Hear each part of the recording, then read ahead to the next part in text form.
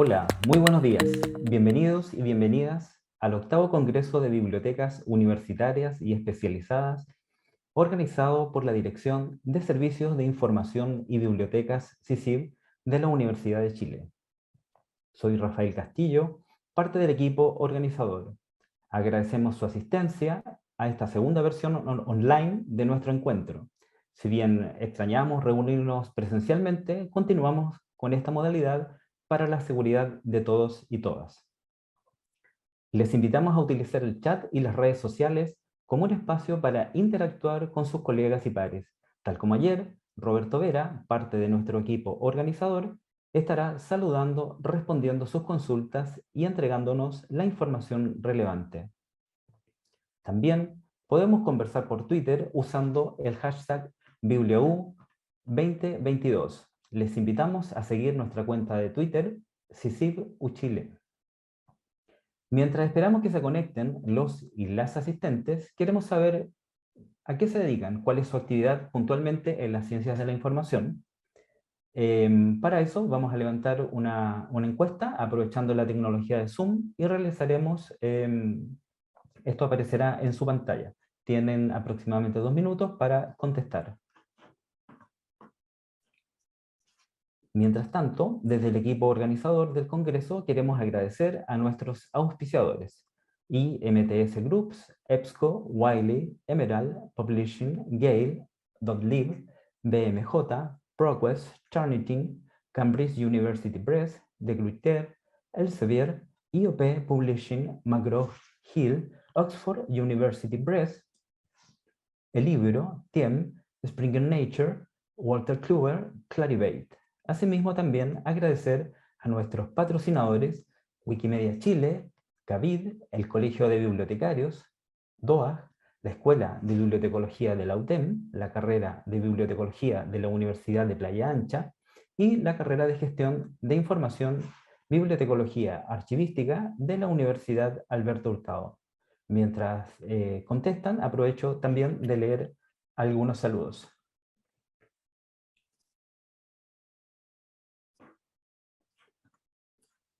Por ejemplo, queremos agradecer, nos saludan desde México, imagínense, de Guadalajara, desde la Universidad Internacional SEC, también desde Brasil, desde España, desde Tucumán, Argentina, muchas gracias, desde Bogotá, Colombia también, Guayaquil, desde la Universidad de Guayaquil, desde El Salvador. Muchas gracias, saludos a toda Latinoamérica, la verdad, agradecemos su asistencia.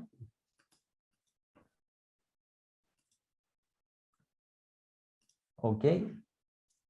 Les quiero aprovechar de contar también que estamos transmitiendo en vivo a través de nuestro canal de YouTube, SISIB Chile. Ahí quedarán alojadas las conferencias de hoy y las de las siguientes jornadas, para que puedan consultarlas cuando gusten.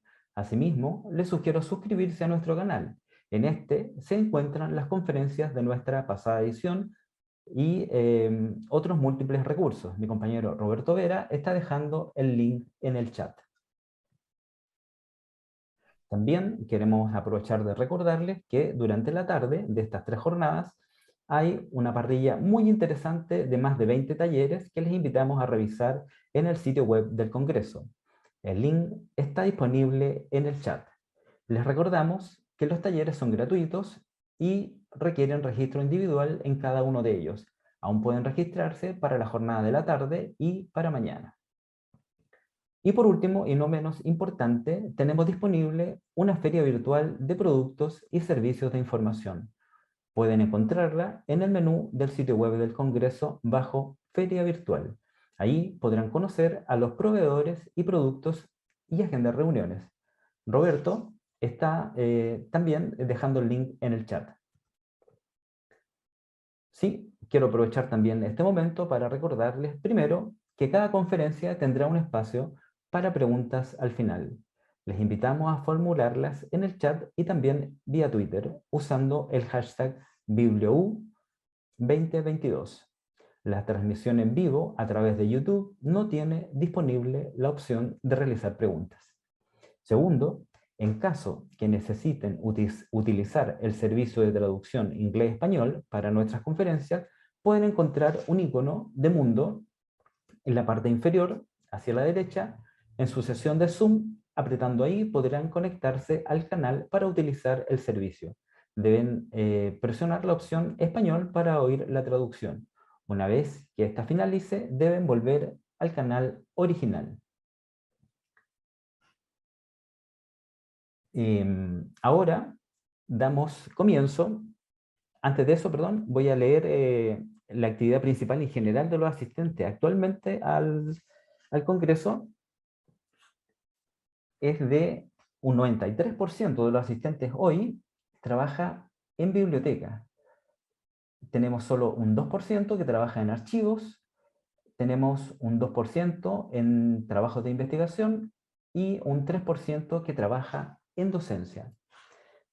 Está aumentando cada vez más nuestra cantidad de participantes, ya nos acercamos rápidamente a los 300, lo agradecemos.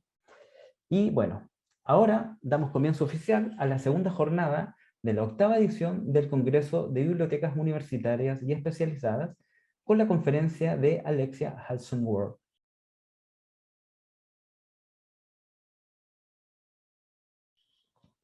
Alexa es directora asociada de investigación y aprendizaje en la biblioteca del Massachusetts Institute of Technology, MIT, Estados Unidos.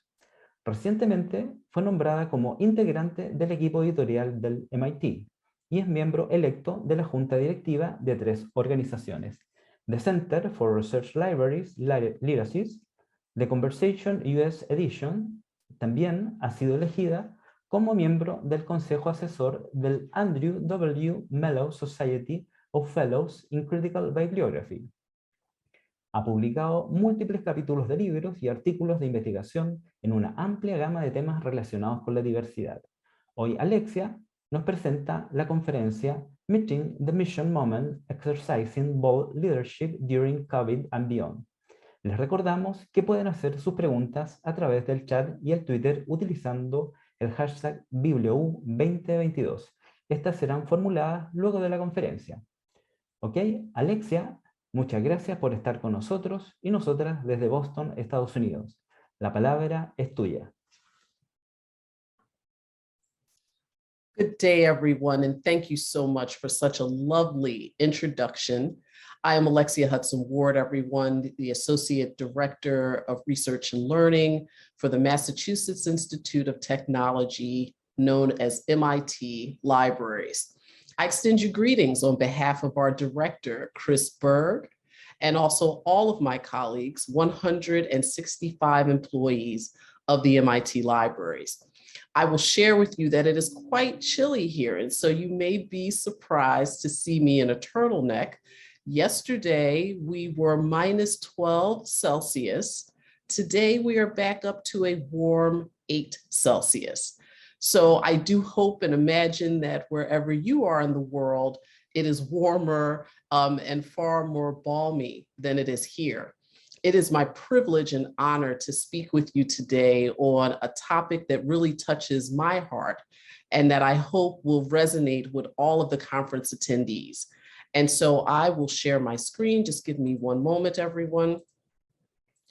And what I will be talking to you about today is meeting the mission moment, as I describe it, exercising bold leadership during COVID and beyond.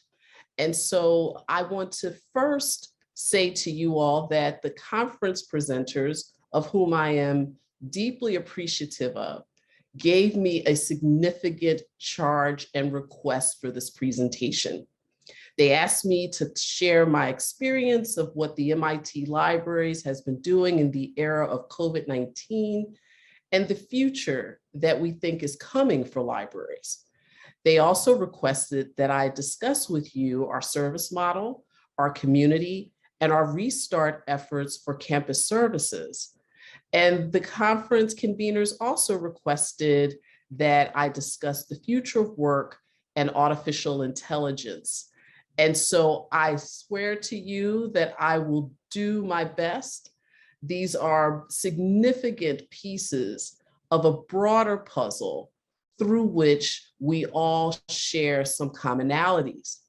I also want to extend my appreciation and thanks to all of the conference sponsors and to all of those who work so hard behind the scenes to make my engagement with you as seamless as possible. I will ask you for a little space and grace if there are some technological challenges, as we will strive to remediate those as soon as we can. So everyone, I will first start with discussing what has taken place with the MIT libraries during the era of COVID. Everyone, I would frame this within broad strokes, if you will. In the United States, we talk about things in being broad brushstrokes. And I would identify our thinking, our practices, our processes, and our procedures through these 4 areas as identified on this slide: strategically minded, purposefully productive, intentionally deliberative, and continuously recalibrating. And I would like for conference attendees to consistently think about these 4 phrases as I walk you through some of the work that has taken place in partnership with my amazing colleagues. So everyone, I believe internationally, we are in a critical mission moment for all libraries and for ourselves as we continue to negotiate the challenges of the COVID-19 pandemic crisis. Many of us have gone through a cycle of reflection and introspection while also working and stretching ourselves in ways that are not common. As we think about the ways in which we are going to continue to advance our work through the continuing COVID era, but also position ourselves for the most perfect possible future post-COVID, we should continuously reorient ourselves around why we are doing what we're doing in service to our communities and to our patrons.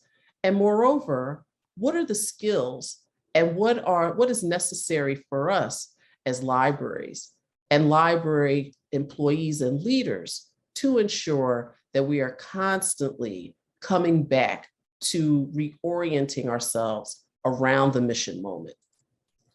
And so in the context of meeting the mission moment within the MIT libraries, I'll speak to you today about these 6 areas.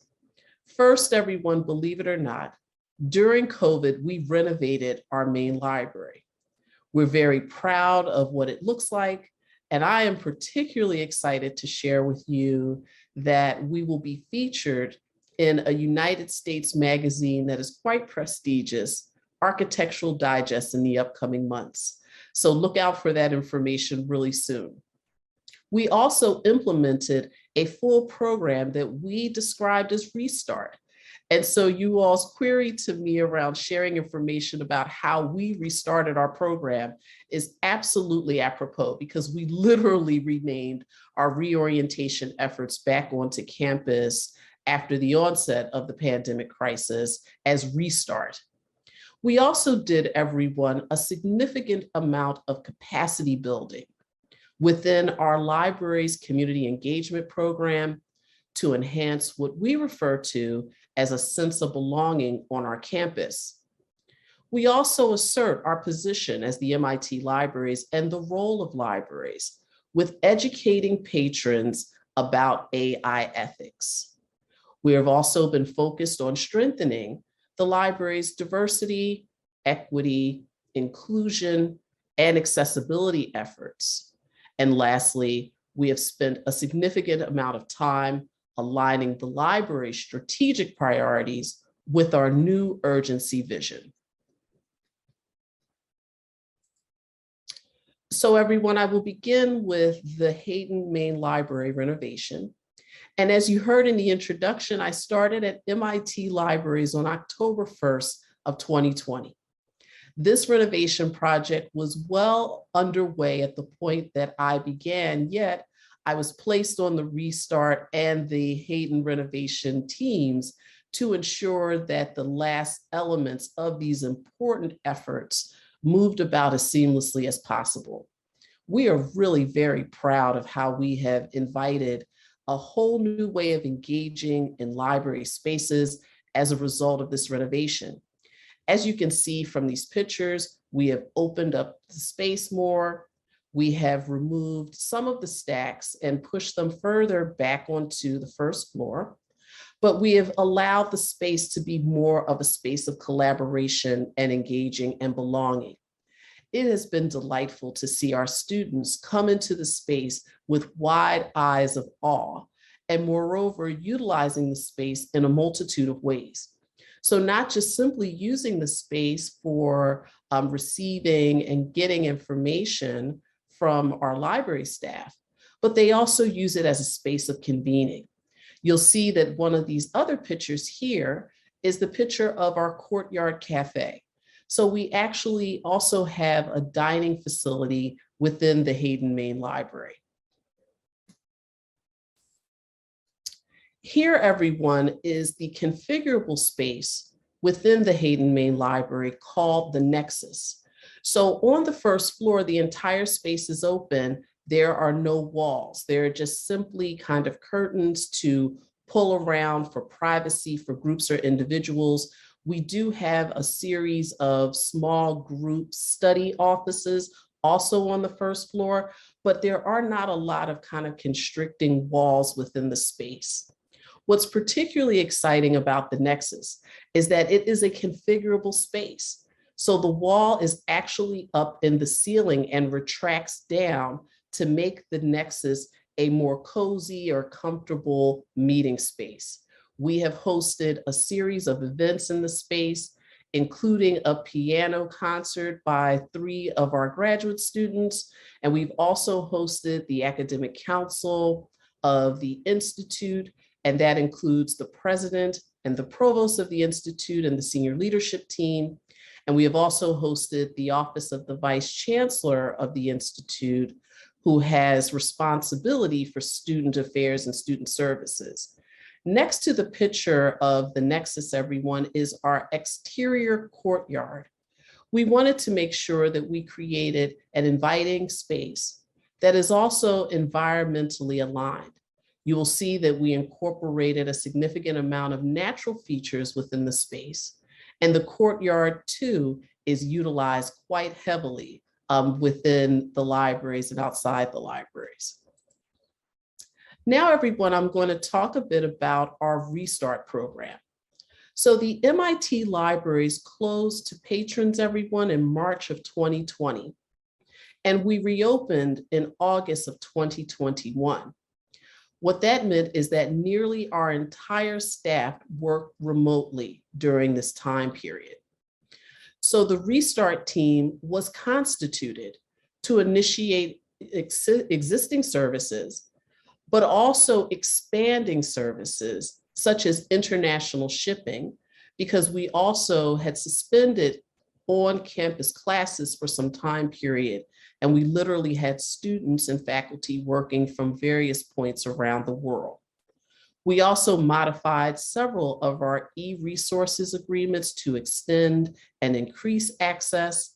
And we also produced a model of deploying research consultations, both virtually and face-to-face for the first time in the way in which we were deploying them. So in other words, we always did virtual services. We always provided a tremendous amount of virtual service. However, we had never done virtual service in the flip model that we did, where everyone was working remotely and having to negotiate technological differences, having to reorient ourselves and also support students and faculty with technology, and then also deploying knowledge.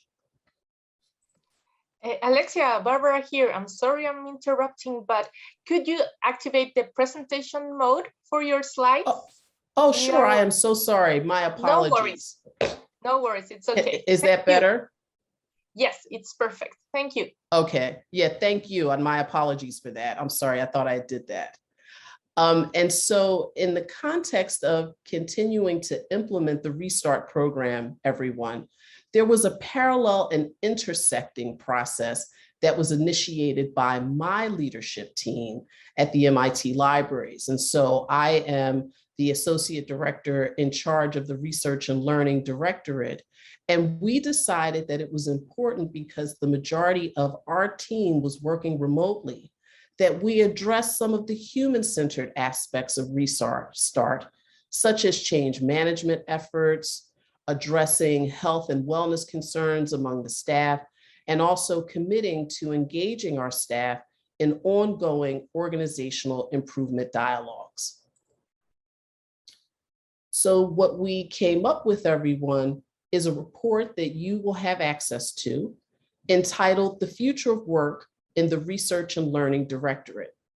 And this report marks the first collaborative effort of the Research and Learning Directorate staff at all levels to place their personal imprint on how we think about and plan for the Directorate's future.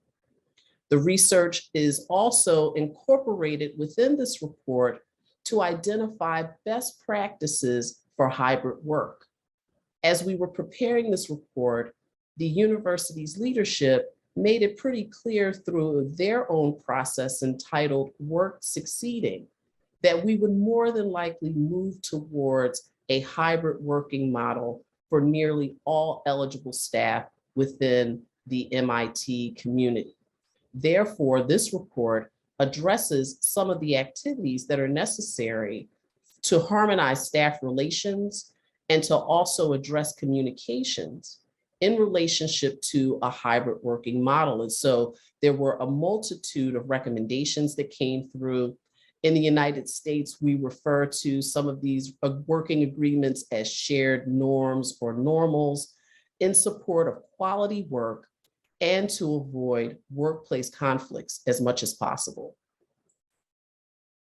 Next, everyone, I'll speak a little bit about capacity building within our community engagement program. And so creating and expanding our community engagement program as a means of staying connected was paramount during COVID for our students, faculty, and university staff. Belonging, which is really a sense of feeling connected to the university and the university's community, is a strategic imperative as identified by the university's senior leadership. The successful MIT Reads program, which is under the purview of the libraries and is also under the purview of my directorate, the Research and Learning Directorate, was conducted virtually on Zoom and in person to include more participants last academic year. Our program had more than 500 attendees for 2 events featuring authors, and we had more than 75 graduate students and 15 university staff attend virtual book clubs that were facilitated by myself and also the library's director of development. So for the MIT Reads program, we featured the book, The Privileged Poor by Anthony Abraham Jack. We refer to him as Tony Jack, where he speaks about how elite colleges are failing disadvantaged students and students who oftentimes are first-generation students. Our spring book was Sexual Citizens, which was a landmark study about sex, power, and sexual assault on campuses in the United States by Jennifer Hirsch and Shaman Kane. And then for the graduate student reading groups, we had a lot of conversation about the book, So You Want to Talk About Race. And so all of these events were very, very successful. Everyone, as you are well aware, the United States just passed a grim landmark in our history, often referred to as the anniversary of the insurrection at the United States Capitol that took place on January 6, 2021. As a result of the circumstances of the insurrection, the MIT Library's leadership felt that it was important to assert a position in relationship to artificial intelligence and its nefarious uses, and also our role in educating patrons about artificial intelligence ethics. So we identified the nefarious use of AI as an opportunity for us to expand our current digital literacy focus. We at the MIT Libraries assert the importance of addressing technologically enabled disinformation campaigns and bias, which we now know was pivotal in the efforts and activities that led to the insurrection at the United States Capitol last year. The MIT Library senior leadership issued a statement, which you will have access to, regarding disinformation of March of last year. And the senior leadership of the libraries commits to ongoing continuous study in educating and preparing our staff for artificial intelligence and the ways in which it will impact library services. We also spend a significant amount of time, everyone, in strengthening our diversity, equity, inclusion, and accessibility efforts. The MIT Libraries has a task force named the Equity, Diversity, Inclusion, and Social Justice Task Force, which is in the process of completing our first-time libraries diversity report, which will assess to-date activities and will also provide recommendations to our director on key future-focused actions. We conducted a diversity audit, and the preliminary results of that audit identified the need for more organized methodologies, such as managerial training on diversity nomenclature, and also addressing regressive behaviors among our staff that inhibit and in many ways discourage our ability to be able to retain and to recruit a diverse workforce. The task force made a recommendation to the library's senior leadership last year that we create a director level position of organizational effectiveness and diversity to provide leadership, not just to our diversity initiatives and activities, but also to be charged with helping us to continuously increase compositional diversity among the staff. We are excited that this position is currently under review by our provost and his team, and fingers and toes crossed that it will be approved soon and you will hear more about it. And we are also very focused, everyone, on aligning what the senior leadership of the libraries has identified as strategic priorities within our new urgency vision. This vision really started back in 2016 as the result of a university-wide Future of Libraries task force, which was charged to assist the libraries to, quote, evolve to best advance the creation, dissemination, and preservation of knowledge, and for the libraries to serve as a leader in the reinvention of research libraries. The task force's report, of which you will have access to in addition to the new urgency vision information, was really a catalyst for the MIT Libraries to really think about enduring, abundant, equitable, and meaningful access to information that serves to inspire humanity while also making sure that we are providing information that is necessary for our students and faculty to be successful. From the report, our new urgency vision was developed to maximize inclusive access to our collections, our services, and our technologies. Among some of the core elements, everyone, within the new urgency vision are as follows. We at the MIT Libraries view ourselves as a digital-first library. What that means, everyone, is that we are more focused on providing equitable digital access to our community versus continuously acquiring all forms of print material through which, information would be shared. We are also very focused on the prioritization of an open scholarship agenda and are in partnership with scholars and entities internationally to provide as much open access to scholarship as possible. We are also committed to investing in our staff, in our tools, and our services to support data-intensive and computational research and learning, the foundational underpinning of much of the work that takes place at MIT.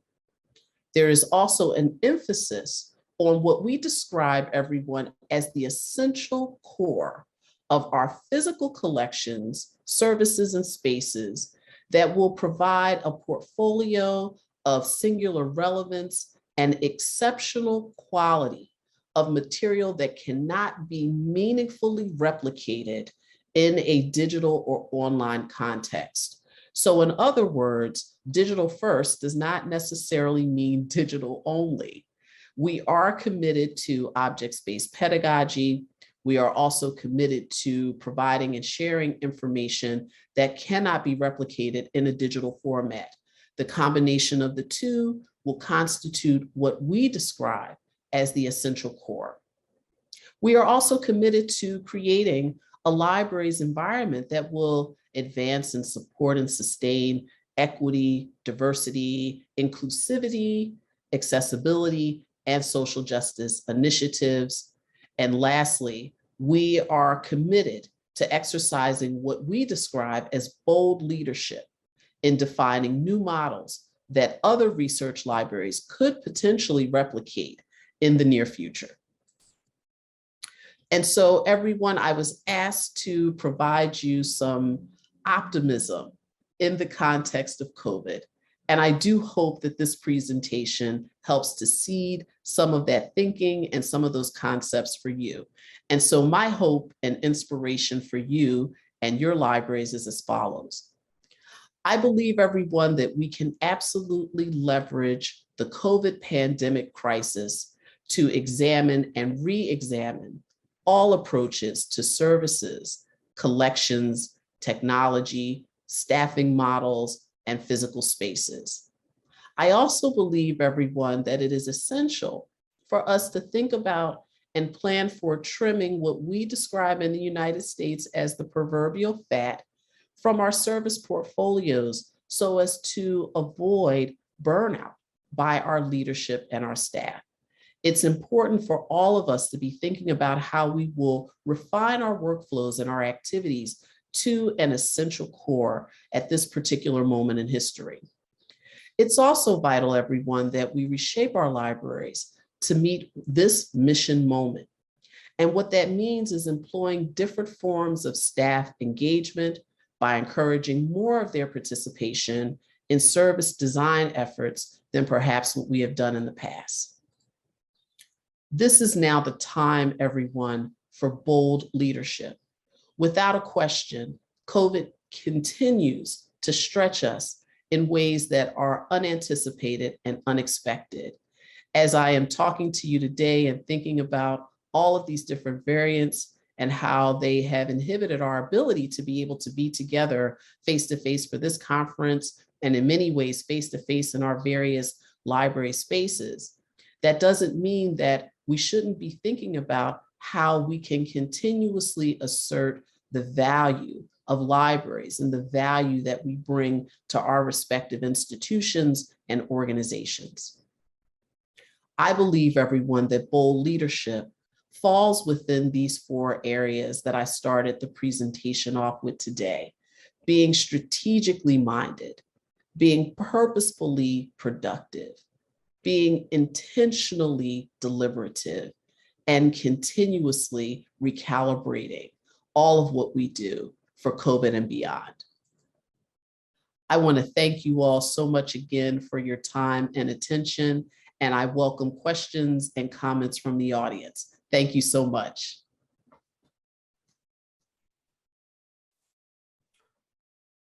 Muchas gracias, Alexia, por la excelente conferencia presentada. Haciendo una especie de resumen y recogiendo algunos conceptos que nos acaban de plantear, se me viene a la mente algo así como el futuro ya está aquí, definitivamente, empujado de alguna forma por la pandemia.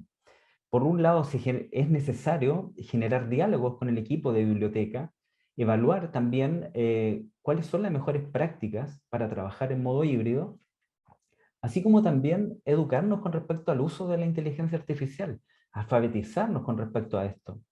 Por otro lado, también es importante buscar cómo mejorar la accesibilidad, la inclusión, la justicia social y la diversidad. Esto también es importante de alguna forma llevarlo adelante por un liderazgo participativo. Debemos pensar también en cómo redefinir la misión de la biblioteca y de alguna forma cómo motivamos al personal en esta participación. En el fondo, Alexia nos ha dejado, creo que, varias certezas, pero también varias preguntas, que en el fondo debemos también buscar cómo vamos respondiendo. Ahora tenemos un periodo de 10 minutos en los que formularé algunas preguntas que la audiencia ha realizado a través del chat o a través del Twitter utilizando el hashtag #BiblioU2022. En primer lugar, 𝗔𝗂𝗱𝗀𝗀 Pizarro consulta: ¿aplicaron encuesta de satisfacción a los usuarios respecto del teletrabajo y sobre el retorno a la normalidad? ¿Cuáles fueron esos resultados? So it wasn't actually a poll, everyone. It was really more of a conversation and a series of focus groups. And there were several concerns that were raised by team members coming back. So everything from personal safety, the extent to which there would be a university mask mandate or not, right? Whether or not there would be ongoing testing protocols to ensure safety. So those were some of the questions that came up in the focus group. We had already had information, we meaning the library senior leadership team, had already had information that the university was going to be moving forward with mandatory weekly testing for all faculty and staff. The university was also moving forward with testing 2 times a week for all residential students, graduates and undergraduate students, and that the university would also be having a mask mandate. So that was some of the concern, was just around personal safety. Some of the other concerns, everyone, was around kind of physical or social distancing within the workspace. So you'll recall from my presentation that we were working remote from March of 2020 through August of 2021. And so we were bringing the team back into spaces that were traditionally close quarters. So one of the things that we worked with them on was a service design where there were several individuals that, due to the renovation, had closed door offices that were their personal offices. So that wasn't a big concern for that group. But for those that were working in open offices, what we describe as cubicles or shared spaces, that was a concern. So we made sure that we structured our service model where there was appropriate social distancing as well. So those were 2 of the concerns that came up in relation to the working space.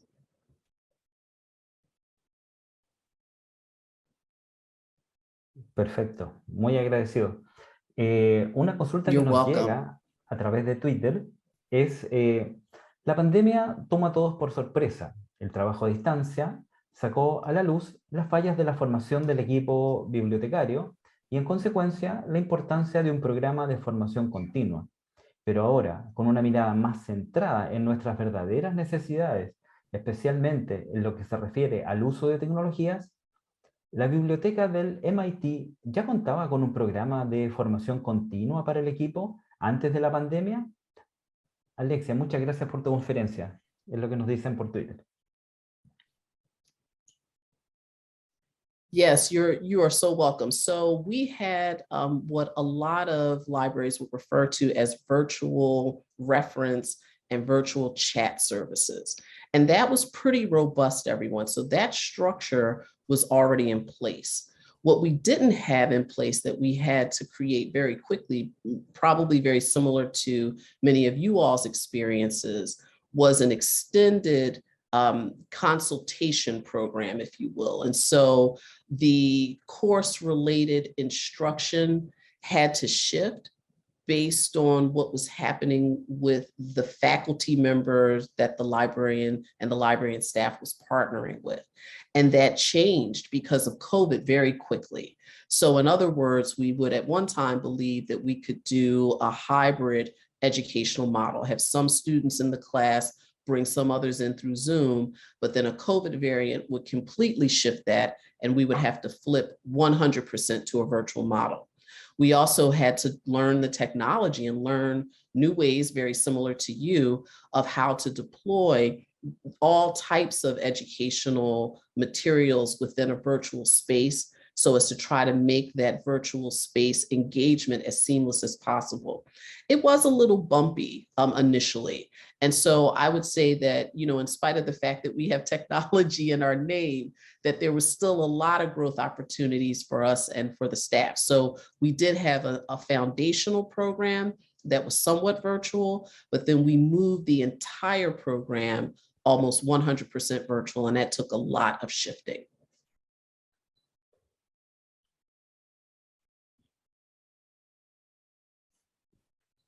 Perfecto. Continúo con otra pregunta. Ana María Talavera consulta, ¿cómo trabajaron con la comunidad universitaria que tenía poco acceso o problemas de conectividad a los servicios que ustedes ofrecen? Yeah, this was one of the tough circumstances that happened to everyone in COVID. And this happened not just with our faculty and students and university staff. This also happened with our staff. Because we had to move into remote working so quickly, some inequities in terms of working spaces and technology arose very quickly. Everyone didn't necessarily have high-speed internet connectivity. In fact, 1 out of every 4 households in the United States lacks high-speed internet broadband connection. Many people had aged laptop computers because they were accustomed to coming to the libraries and using, borrowing our technology. Many people are just more accustomed to a learning in which they engage with a human-to-human connection, and coming into the technology, they felt fatigued. It was a psychological barrier, etc. And we saw that happen not just with our patrons, but also with our staff. And so we spent a lot of intentional time in training, in dialogue, and what we describe as in-reach, meaning that I did a bunch of small group conversations with individuals just to assess what was happening with them, how their workspaces were working or not.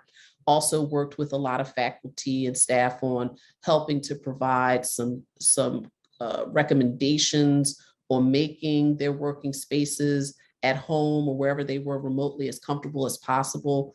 Those things became psychological barriers to our ability to be able to deploy our service. So we employed this concept of space and grace. We exercised a lot of patience with individuals and ourselves, and we continuously shifted. We did our best, and so did the university, in terms of getting people the technology and the support that they needed. We also provided to our staff, and we feel so privileged that we were able to do this. We were able to provide our staff a small, financial stipend to help underwrite the cost of some things to make their working environments a little more easy. So like chairs or desks or lights or webcams. And those efforts really paid off in dividends. And so I hope that I'm answering your question sufficiently, is that it wasn't just simply, the entry or to information access barrier. It was also some technology barriers and some inequities that we found ourselves having to address really quickly.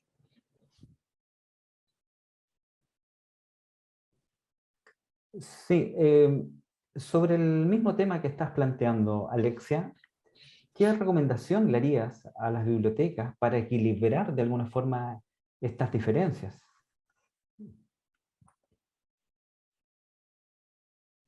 It's really a tough circumstance, everyone. And so I want you all to feel a sense of, comfort or understanding that this is going to be an ongoing challenge.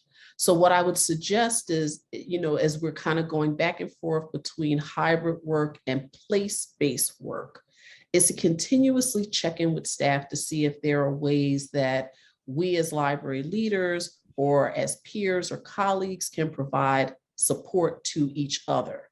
If you have it within your budget to provide some form of the current technology for individuals to be successful, please do so. If you don't have it in your budget, I would urge you, as someone said earlier in our session, the future is here. I would urge you strongly to think about maybe redeploying some dollars from your print collection budget and putting that into a hybrid working budget. I would also encourage you to, if you can and have access to them, to use subject matter experts and consultants to help you to balance the ideas and the concepts and the conflicts that can arise from hybrid working. And to just also just continuously remind staff and ourselves that we're doing the best as we can under extraordinary circumstances, but these times require a high flexible modality. And as a result, we have to just be mindful of the fact that some of the ways in which we did library work in the past is not coming back. And so that's going to be, I think, a really difficult yet important conversation for us to have, is that it may not always be 100% face-to-face. It may not always be focused on print material, and that we need to think about how we can continuously reshape our service model, but also not shape the service model in a way that it leaves a significant portion of our talented staff behind.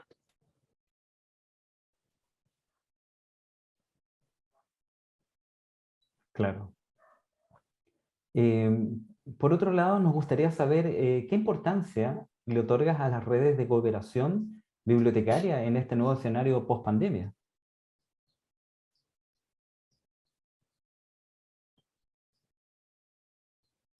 Yes, thank you for all of these wonderful questions and this question as well.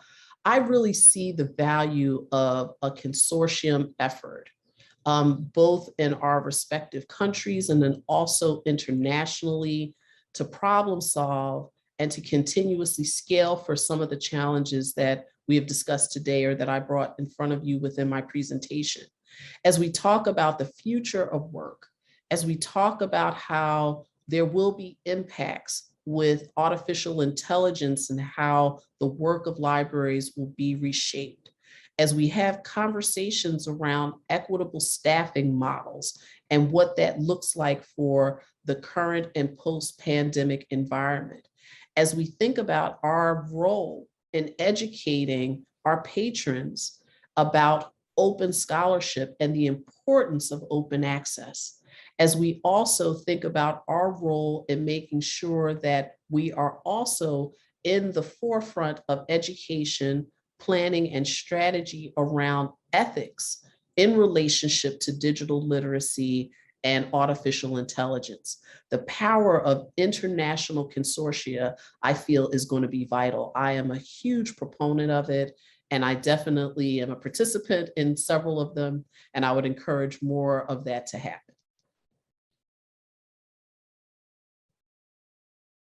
Perfecto. Alexia, ustedes usan las metodologías de liderazgo ágil. ¿Qué enfoques de liderazgo están empleando y qué experiencias ventajosas o dificultades han detectado? I'm sorry, could you repeat the question? Because just a little part of it faded out. My apologies. Ningún problema. Perfecto. Alexia, ustedes usan las metodologías de liderazgo ágil. ¿Qué enfoques de liderazgo están empleando y qué experiencias ventajosas o dificultades han detectado? Yeah, thank you for that question. There are a lot of challenges and opportunities with a multitude of leadership models, with whichever one we decide to employ upon. I think it requires a lot of internal assessment and determination around the extent to which our staff is ready to receive it, if you will, and that we as colleagues are ready to kind of take different calibrations into consideration. And so I would say that the biggest challenge that we face continuously is the ways in which we as individuals communicate and what types of communication modalities we privilege. So in other words, there are some people who thrive in a virtual environment, and that is their mode that they want to work in 100%. that becomes a little challenging when there's this other population of individuals that thrive in a face-to-face or in-person environment, right? And so harmonizing those two different types of approaches to working and those two different types of approaches of learning and being within a work environment is something that I have a lot of passion around. I don't necessarily have a lot of answers today to share with you all, but I think of the leadership mode that we should be considering for these times is highly participatory and team-centered. And I think that in many ways, our libraries, I don't want to use the word siloed, but a lot of times we've used that to describe our library experiences, is that different departments could kind of work separately and not in harmony with each other. And teams could work separately and would be able to advance their workflows that way. But this era and the future beyond COVID is calling us to more team-centered engagement and more team leadership. And that is what I would encourage, our conference participants to strongly think about.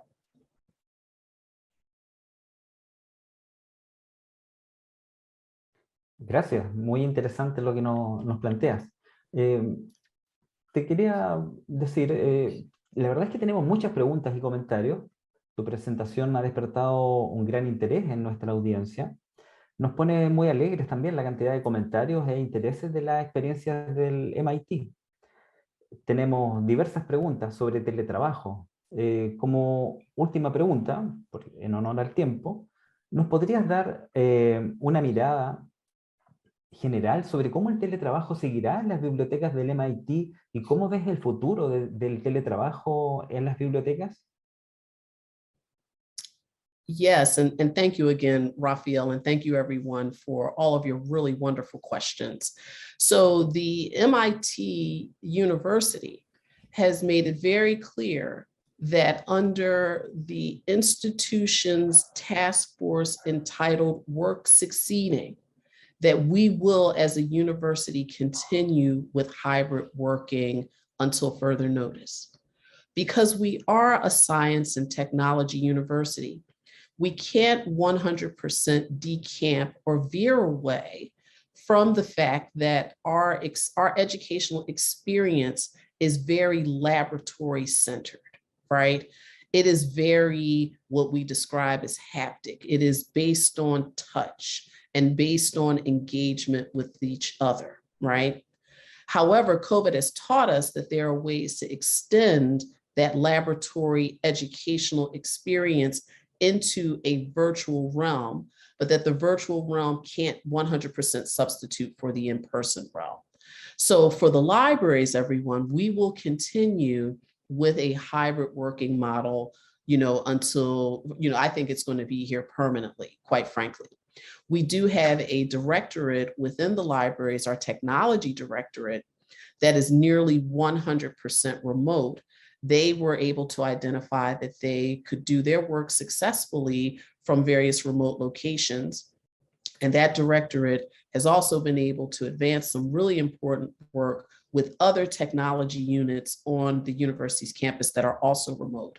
But for those of us that have responsibility for teaching, learning, research, and patron engagement, we will continue to do what we describe as the hybrid working model. We're learning and growing on the ways in which there are successes and opportunities and difficulties within the hybrid working model. But so far, we have had a lot of really wonderful staff engagement, a lot of commendations from our institution's community on how well things are working. And so I believe that this model of working is here to stay.